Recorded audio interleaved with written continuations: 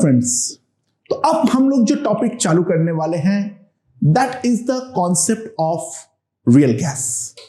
अच्छा, हमारा जो आइडियल गैस था उस आइडियल गैस का दो फंडामेंटल असम्पशन था। वो क्या है? नंबर वन, अगर हम दो फंडामेंटल असम्पशंस के बारे में बात करें तो assumptions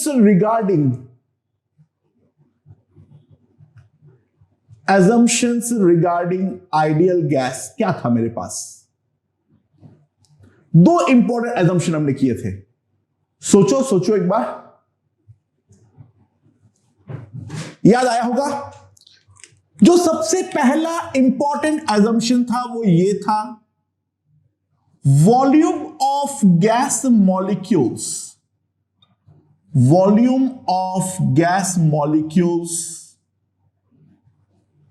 can be neglected.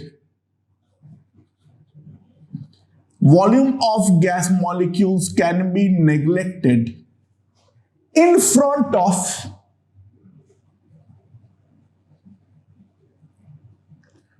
volume of gas.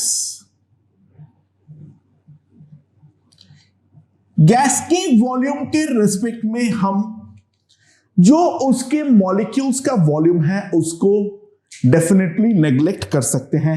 ये पहला assumption था। और दूसरा जो इंपॉर्टेंट assumption था वो ये था, जो intermolecular force can be neglected. Intermolecular force can be neglected, right? अच्छा, अभी तक हम लोगों ने गैस पार्टिकल्स के बीच में डिफरेंट टाइप के इंटरेक्शंस देखे। जो most fundamental type of interaction है जो ज्यादातर गैस में देखी जाती है वो है normal weak van der Waals force, right? अब ऑक्सीजन है, नाइट्रोजन है, इन सब में अगर नॉर्मल 180 प्रेशर 25 डिग्री या 0 डिग्री सेल्सियस में मैं एनालाइज कर रहा हूं तो ये दोनों assumption एक्चुअल में काफी ज्यादा सही है। और हम जो निकालते हैं PV equals to nRT वो इतना ज्यादा अमाउंट पे ट्रू है या करेक्ट है जो उसमें करेक्शन प्रैक्टिकल लेवल पे हमें चाहिए कभी होती नहीं है। लेकिन दो प्रॉब्लम्स है, इन दोनों प्रॉब्लम को समझते हैं। मान लेते हैं जो हमारा गैस है वो अगर हाईली कंप्रेस्ड है, यानी गैस का वॉल्यूम को मैं दबा के बहुत छोटा कर दिया हूं तो मॉलिक्यूल्स डेफिनेटली काफी नजदीक आ चुका है या नहीं? ऑब्वियस सी बात है। तो गैस का वॉल्यूम अगर बहुत ज्यादा कम हो गया है तो इन दैट केस दोस्तों एक मेन मुद्दे की बात को समझने का ट्राई करो। हमारा जो फर्स्ट assumption है वो काफी ज्यादा गलत हो जाएगा और हम वहां पे वो चीज अप्लाई नहीं कर सकते हैं। दूसरा, ऑक्सीजन नाइट्रोजन इनके लिए तो सही है, लेकिन अगर मान लो मैं वाटर वेपर या फिर ammonia in type of gases को लेकर जहां पे बात करूं, ठीक है, यानी जहां पर मॉलिक्यूल्स के बीच में H बॉन्डिंग जैसे फोर्स काम कर रहा है तो वहां पर इंटरमॉलिक्यूलर फोर्स को नेग्लेक्ट करना डेफिनेटली काफी ज्यादा जानलेवा साबित होंगे। तो मेन प्रॉब्लम हम लोग अभी तक दो देख पा रहे हैं। तो मेन प्रॉब्लम एरियाज क्या क्या है? बहुत सिंपल बात ध्यान देना है। नंबर वन,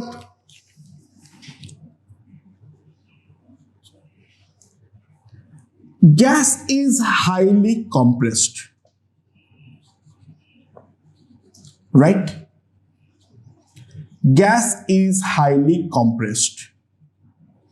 ये पहला प्रॉब्लमेटिक जोन है जहां पे मॉलिक्यूल्स का वॉल्यूम हम नेग्लेक्ट ना कर पाए। और दूसरा, gas molecules are highly interacting. Example ammonia. तो अमोनिया के केस में इंटरमॉलिक्यूलर फोर्स को नेग्लेक्ट करना डेफिनेटली हमारे लिए जानलेवा साबित होने वाले हैं, राइट। तो ये दो प्रॉब्लमैटिक एरिया होने के कारण हम अगर असलियत में गैस को हर कंडीशन में एनालाइज करना चाहेंगे तो PV equals to nRT is not going to work, right. So ध्यान देना, actually between the gas molecules two types of forces act। क्या क्या?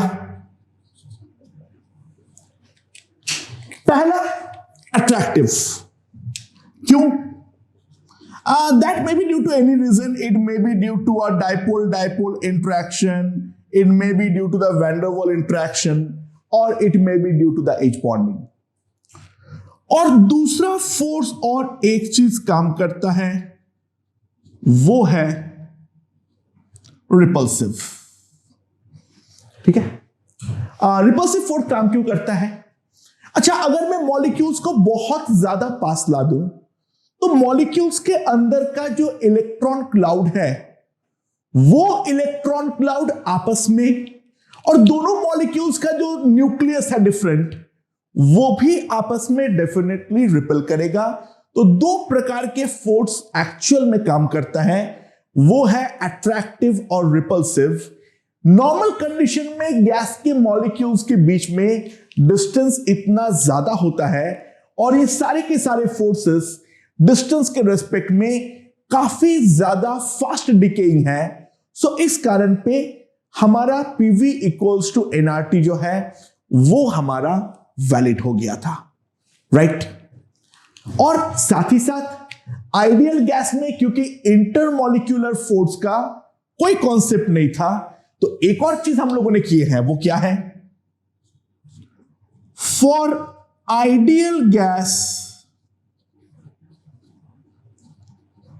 we have assumed all energy to be purely kinetic। जो भी energy है हम assume कर लेते हैं वो शुद्ध रूप से काइनेटिक एनर्जी है। पोटेंशियल एनर्जी जो है that is always considered to be zero। ठीक है, बट जहां पर अट्रैक्टिव और रिपल्सिव फोर्स काम कर रहा है तो सब सच बात तो यह है, in reality potential energy can not be neglected. Reality में हम पोटेंशियल एनर्जी को डेफिनेटली नेग्लेक्ट नहीं कर सकते हैं। पोटेंशियल एनर्जी हमें कंसिडर तो करना ही पड़ेगा। Understood, right. तो अब अगर मैं ध्यान दूं, अगर मैं ग्राफ ड्रॉ करूं, लोगों का ये ऑब्जर्वेशन है,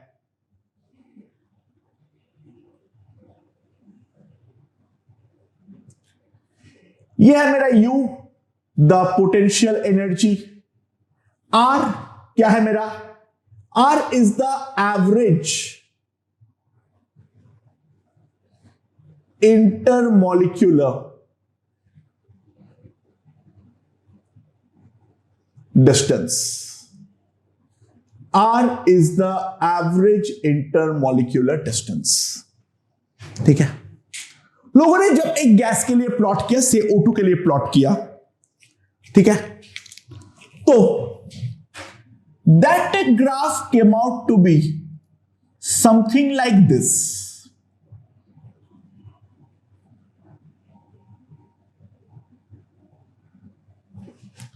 that graph came out something like this. ये आया, ठीक है। अच्छा, u is equals to 0 taken when r tending to infinite, जो कि लॉजिकल है। जो अगर मान लो हमारे मॉलिक्यूल्स इनफाइनाइट सेपरेशन में है तो ऑब्वियसली दो मॉलिक्यूल्स आपस में इंटरेक्ट नहीं करेगा, तो उसको उन्होंने पोटेंशियल एनर्जी का लेवल लिया और उस पोटेंशियल एनर्जी का लेवल लेते हुए लोगों ने ये वाले पोटेंशियल एनर्जी का ग्राफ निकाला for different values of R. R is the average intermolecular distance, right. अब जो मेरा फोर्स है वो मैं एक चीज जानता हूंगा, -du/dr into r cap, that is my f vector, right? अच्छा, तो बेसिकली फोर्स का जो मैग्नीट्यूड है वो क्या है मेरा?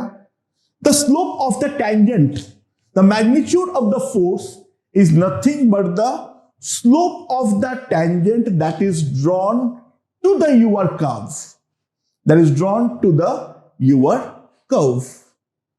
तो एक बात ध्यान देने का ट्राई करो, अगर मैं यहां पर 3 पॉइंट मार्क करता हूं, से A, से B एंड से C, राइट।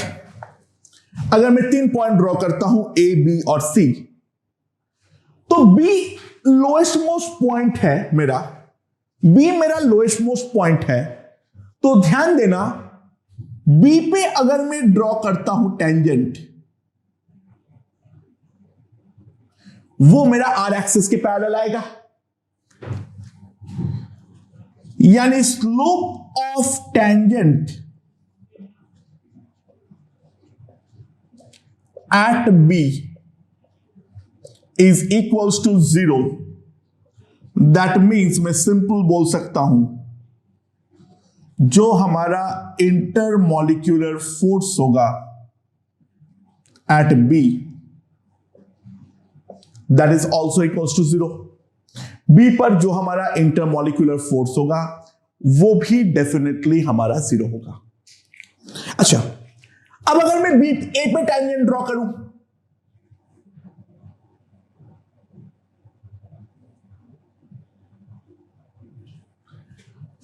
तो ध्यान देना, ये आर एक्सिस के साथ ऑब्वियस सी बात है ऑब्ट्यूज एंगल बनाएगा,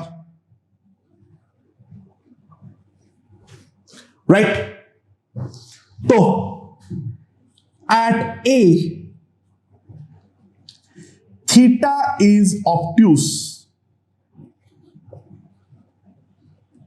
तो थीटा क्योंकि ऑब्ट्यूज है तो सिंपल सी बात है du/dr is less than 0। तो f वेक्टर, क्योंकि आगे एक माइनस है ये भी नेगेटिव है, तो f वेक्टर जो होगा इज अलोंग r कैप। अच्छा, r क्या है? r कैप का डायरेक्शन क्या है? अभी देखो, ध्यान देना, एक चीज इंपॉर्टेंट बात है, ये एक मॉलिक्यूल है, ये दूसरा मॉलिक्यूल है, तो पहला मॉलिक्यूल के रेस्पेक्ट में दूसरा मॉलिक्यूल का जो पोजीशन वेक्टर होगा वो मेरा आर वेक्टर होगा। सो आर कैप का डायरेक्शन क्या होगा?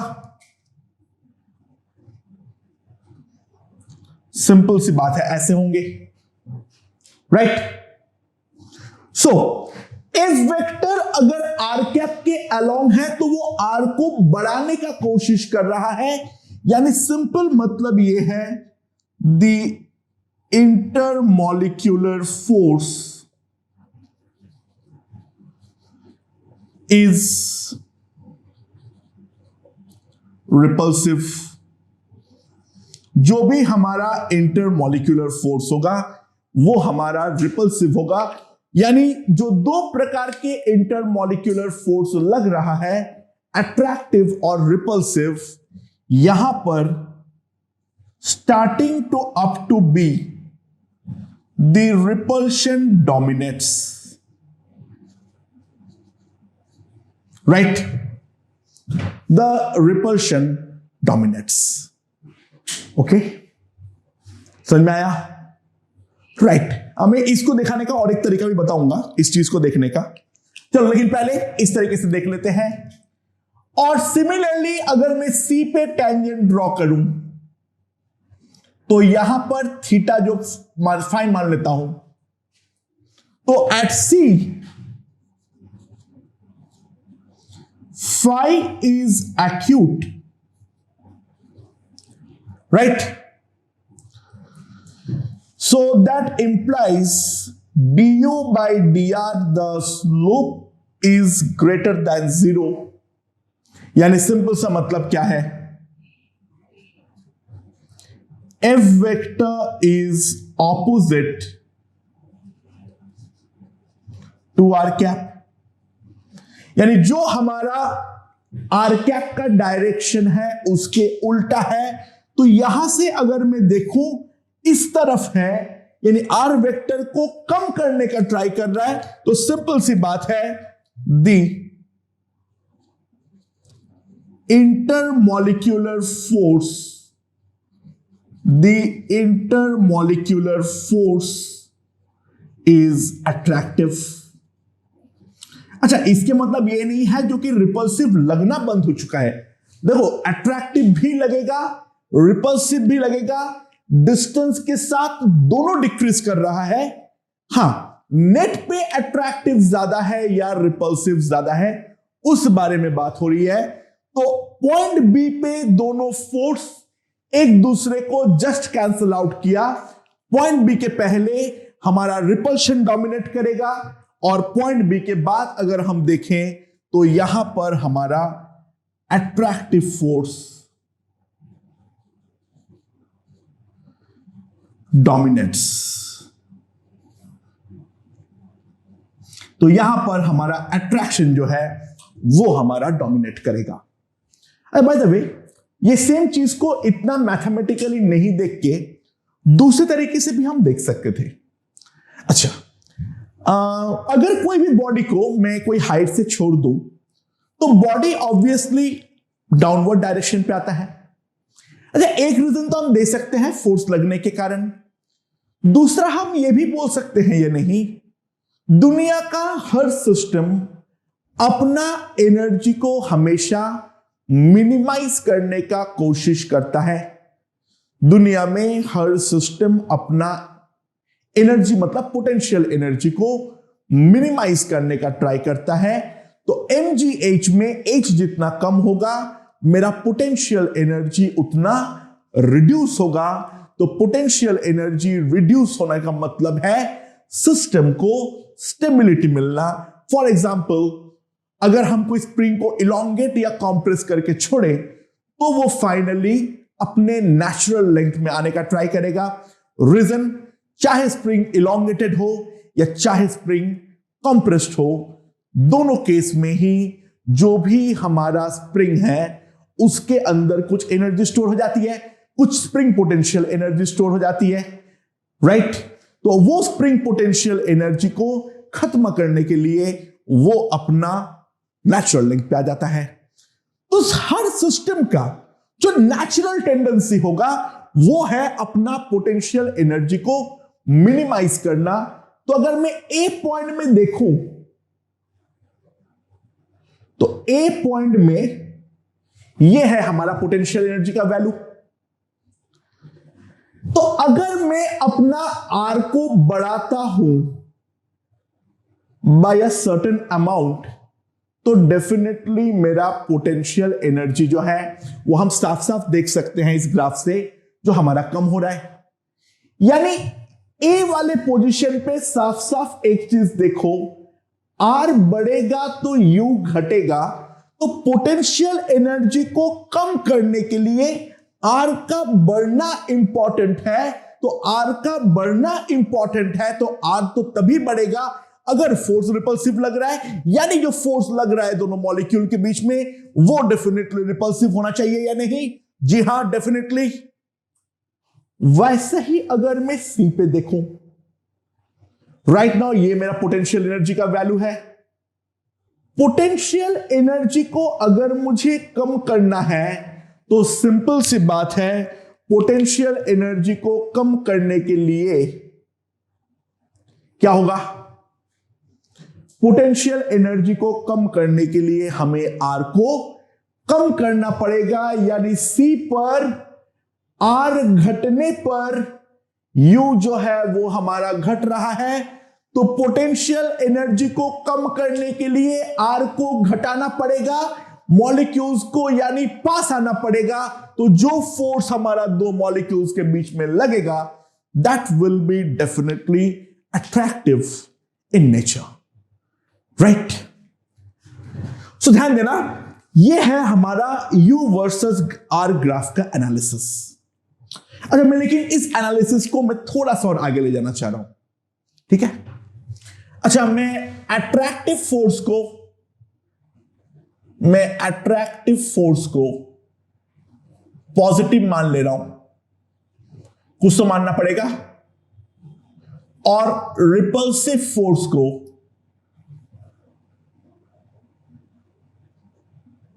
नेगेटिव।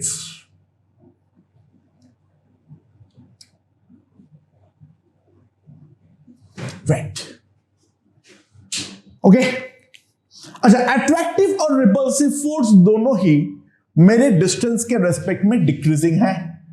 यानी अगर मैं फोर्स वर्सेस आर का ग्राफ ड्रॉ करूं, ये मेरा F है और ये मेरा R है, ठीक है? तो ध्यान देना, मैं जो बोलना चाह रहा हूं, जो मेरा जो पॉजिटिव फोर्स यानी अट्रैक्टिव फोर्स है वो भी स्ट्रिक्टली डिक्रीजिंग है।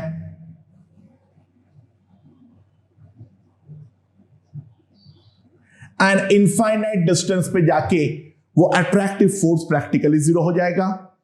एंड सिमिलरली जो मेरा रिपल्सिव फोर्स है मैग्नीट्यूड वाइज वो भी डिक्रीजिंग है। तो initially it will start with a high negative value and eventually it will decrease.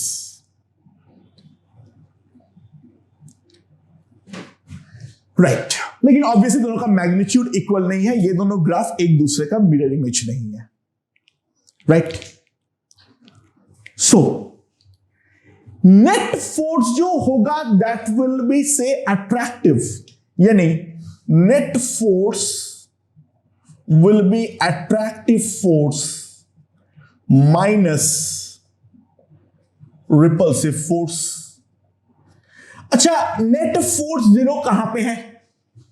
ध्यान देना, एक तो पॉइंट बी पे है और दूसरा एक पॉइंट पे है, वो है इनफाइनाइट।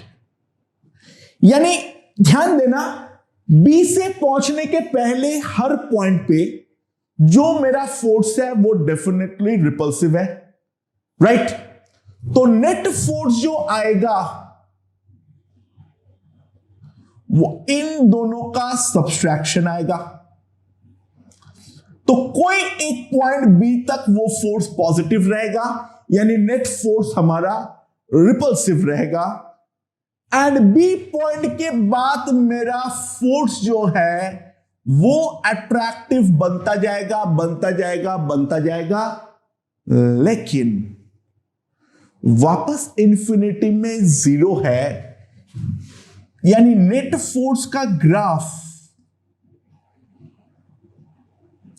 कुछ इस प्रकार से होने वाला है। ध्यान देना, ये वाला पॉइंट तो पॉइंट बी है, एंड उसके बाद एक जगह पे जाके वो फोर्स नेट पे सबसे ज्यादा अट्रैक्टिव होगा। मैं ये वाला पॉइंट को पॉइंट डी के नाम से बोल रहा हूं, right? This is my net force. B वाला पॉइंट तो हमें समझ में आ गया है, यहां पर नेट फोर्स जीरो होगा, लेकिन एक पॉइंट ऐसे होगा एट पॉइंट डी,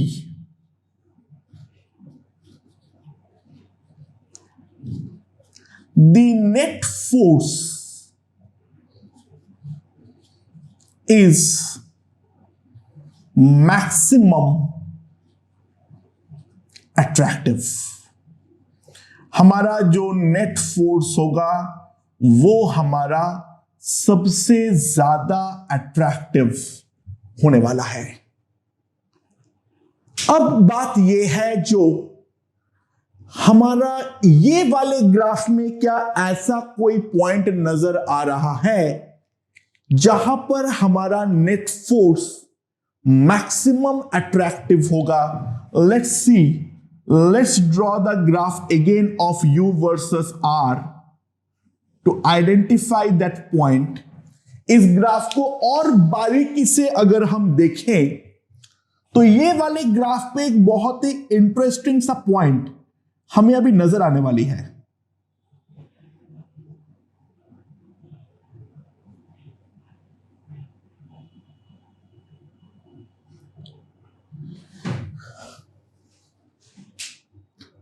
कुछ दिखा? कुछ दिखा? देखना, यहां पर तो पॉइंट बी है, वो तो बात क्लियर है। यहां पर एक पॉइंट है जहां पे,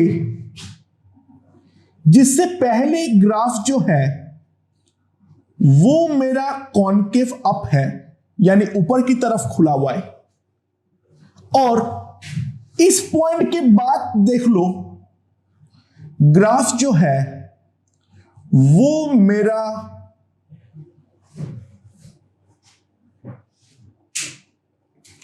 कॉन्केव डाउन है। सॉरी, मैंने यहां पे पॉइंट लिखना भूल गया।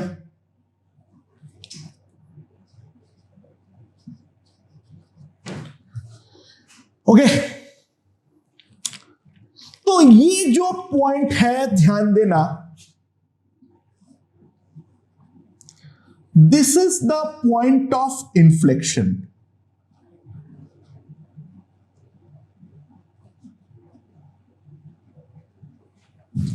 ये वाला पॉइंट जो है वो है हमारा क्या? पॉइंट ऑफ इन्फ्लेक्शन, यानी ग्राफ वहां पे अपना कॉन्केविटी को बदल रहा है।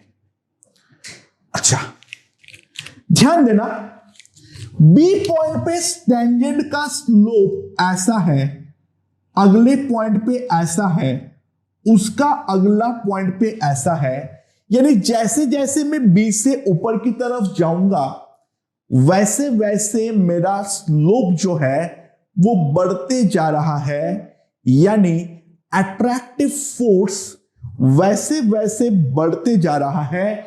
लेकिन इस पॉइंट को क्रॉस करने के बाद इस पॉइंट का टेंजेंट कुछ ऐसा है, बट आगे पॉइंट पे टेंजेंट जो है वो हमारा ऐसा है, यानी स्लोप जो है वो हमारा कम होता जा रहा है। यानी स्लोप तो अभी भी पॉजिटिव है, लेकिन यहां पर ये पॉजिटिव में बढ़ते जा रहा था, अब ये पॉजिटिव में घटते जा रहा है।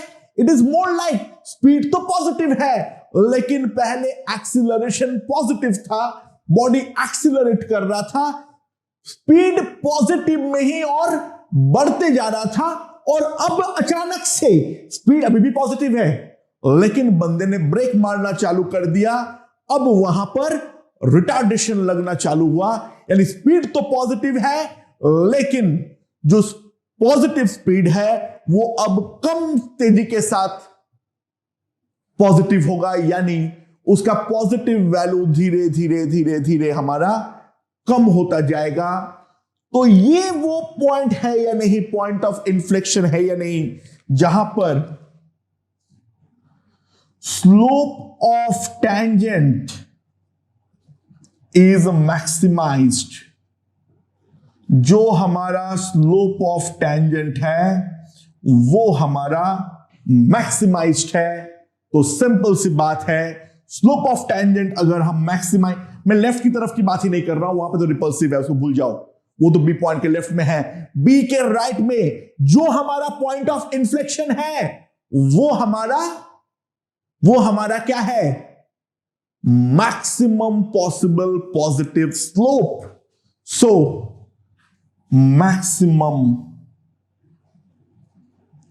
Net attractive force. तो ये जो हमारा पॉइंट ऑफ इन्फ्लेक्शन है that is nothing but point D. ये जो हमारा पॉइंट ऑफ इन्फ्लेक्शन है वही है हमारा point D. So I hope ये वाला बात समझ में आया है।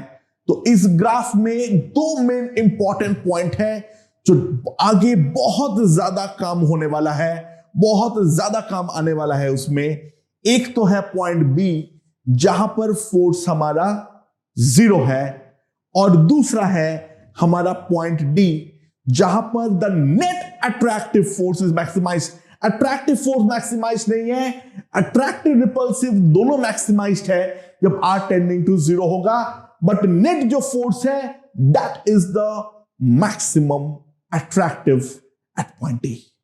ओके, सो नाउ इसके बाद हम लोग अब एक चीज डिफाइन करने वाले हैं, और वो डिफाइन करता हुआ चीज क्या है, उसका compressibility.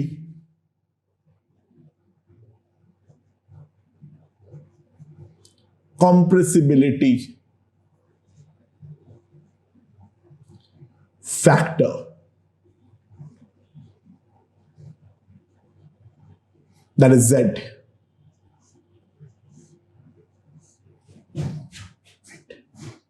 Now, how is compressibility factor Z defined? It's simple. अच्छा, हम लोग एक नया टर्म डिफाइन करेंगे पहले, molar volume.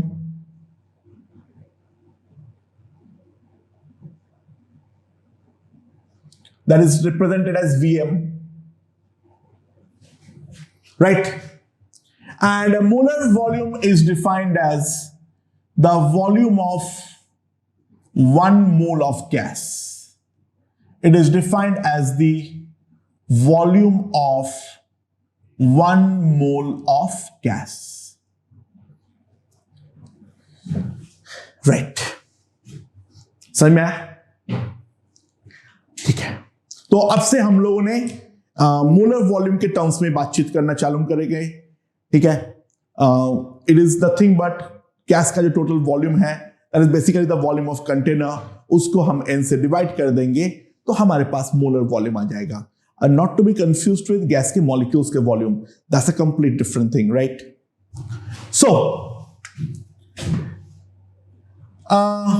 Z is defined as PVM by RT.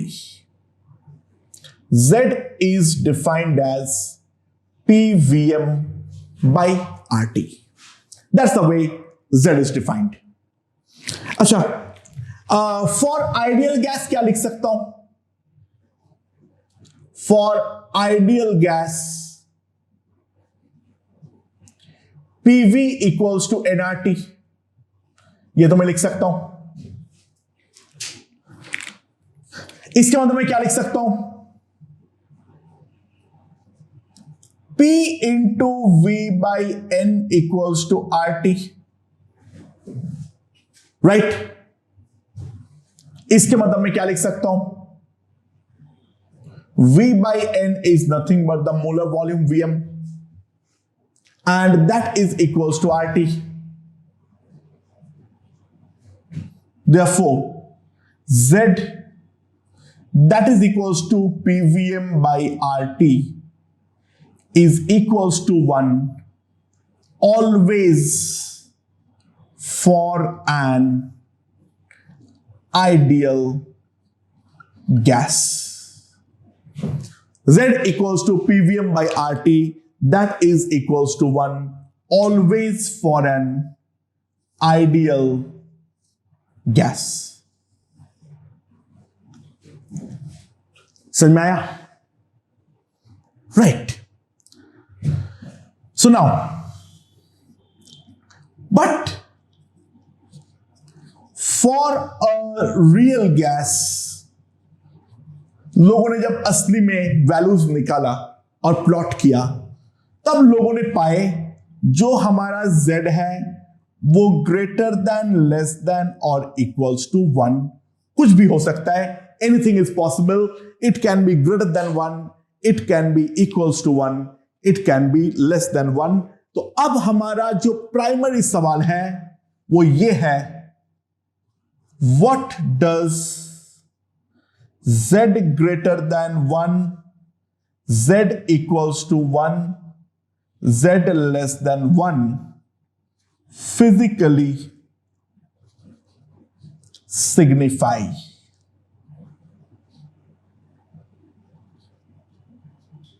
Physically ये तीन चीज क्या सिग्निफिकेंस रखता है, उस चीज के बारे में हमें समझना पड़ेगा, जिसके लिए लोगों ने वापस एक एक्सपेरिमेंट किया। अच्छा, रियल गैस स्टार्टिंग में एक कंप्लीटली थ्योरेटिकल टॉपिक है, पहले हमें इसका थ्योरिटिकल अंडरस्टैंडिंग बहुत अच्छे से लेनी पड़ेगी, तब जाके हम इसके न्यूमेरिकल्स सॉल्व कर पाएंगे। न्यूमेरिकली ये चैप्टर बहुत ज्यादा इंपॉर्टेंट नहीं है, क्योंकि इसमें जेई एडवांस जो क्वेश्चंस पूछते भी हैं वो हमारा ज्यादा न्यूमेरिकल या कैलकुलेशन बेस्ड नहीं होता है, they are more about the theory. So हमें सबसे पहले थियोरिटिकली, हिस्टोरिकली जैसे जैसे ये टॉपिक डेवलप हुआ है वो बातें को हमें समझनी पड़ेगी। ओके दोस्तों।